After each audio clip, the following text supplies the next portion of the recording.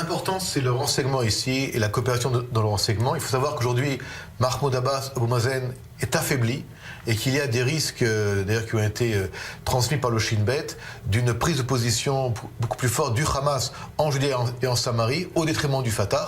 Et il faut savoir que du côté israélien, nous devons tout faire pour faire que le Fatah aujourd'hui reste en place. Quelque part, c'est une action politique israélienne pour éviter que le Hamas rentre et fasse de la Judée et Samarie une bande de Gaza numéro 2, ce qui serait dramatique pour Israël.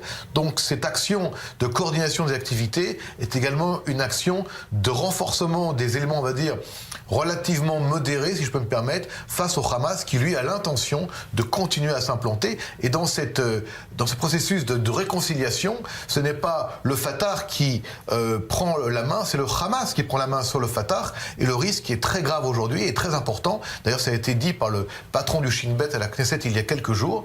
Le Hamas a l'intention de continuer à s'implanter, de se renforcer au détriment du Fatah. Et Mahmoud Abbas a besoin plus que jamais de la coopération avec l'État d'Israël, de la coopération militaire. Et c'est à nous maintenant de savoir comment doser cette coopération pour ne pas rendre Abou Mazen un collaborateur, entre guillemets, aux yeux des Palestiniens. Alors très rapidement, Olivier, en quelques mots, cette réconciliation interpalestinienne, concrètement, elle est en marche. Le premier élément qui va se matérialiser peut-être d'ici un an et demi, ce sera des élections palestiniennes. Le Hamas sera alors un acteur de cette scène politique palestinienne. Et ça, les Israéliens, comme Mahmoud Abbas, devront bien s'y faire. Je pense que la réconciliation ne se fera pas. Je pense qu'elle va s'arrêter comme toutes les autres réconciliations qui étaient en marche. Et je crois que le Hamas a l'intention non pas de se réconcilier, mais de manger le Fatah, de prendre la Judée et la Samarie. Et malheureusement, il y a une radicalisation générale au Moyen-Orient, mais également chez les jeunes Palestiniens, vers un islamisme intégriste violent.